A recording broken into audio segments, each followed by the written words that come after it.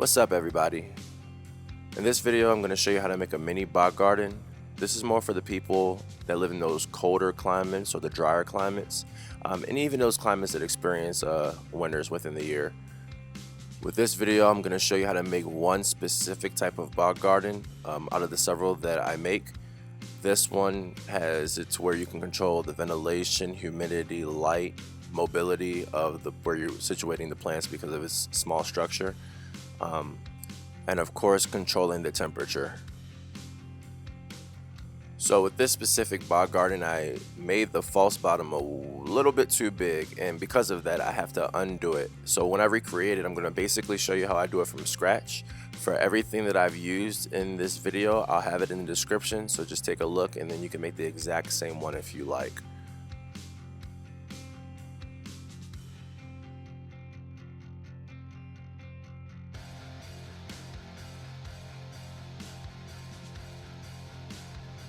So after removing the Venus flytraps, the first thing I have to do is I have to remove a bit of the medium, and then what I have to really do is make this area right here larger so they can fit the internal filter that I'm going to use to help the water constantly move.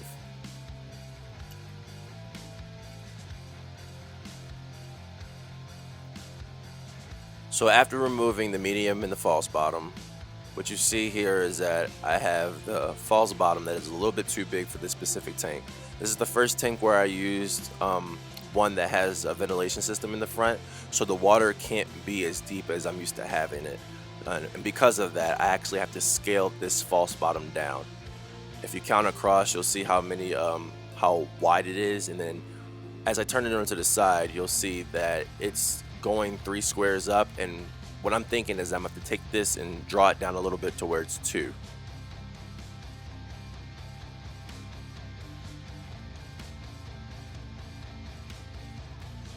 So this is the false bottom after I scaled it down. As you can see, I took out the bottom row so that now it's only 2 blocks high. This is so that the Venus flytraps can actually sit in the water, but the water can still be pulled by the internal filter and be cycled.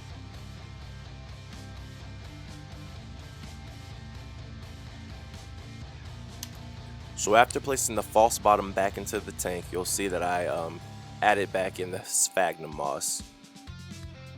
Now the Sphagnum Moss sits a little bit lower than it did previously, and you can see that the water is actually a little bit higher than what it was. And as I add back the Venus flytraps, you'll see that they're actually sitting in the water like they're supposed to.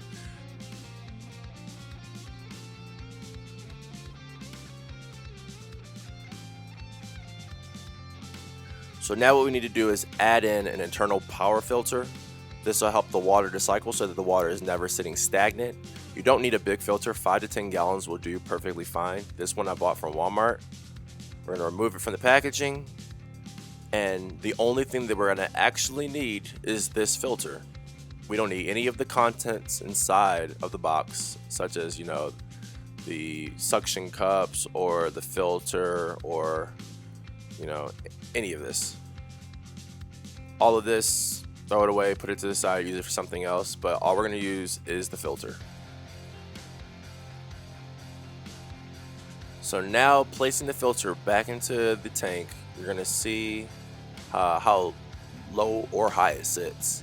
Like I said, with this tank specifically, it couldn't be as deep as I'm used to having it, but all that matters is that you put enough water in there that when the internal filter pulls, the water comes down and makes this waterfall.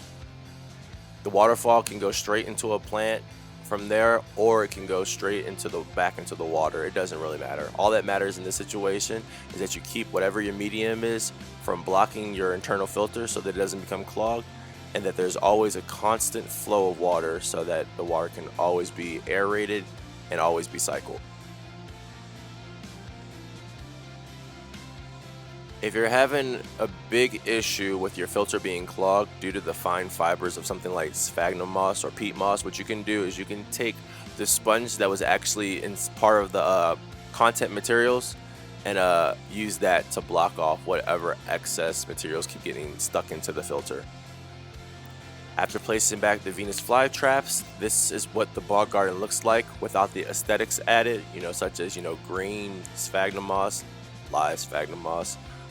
But you see, this is what we'll have at the end, and it will work seamlessly. All you will ever have to do is add water.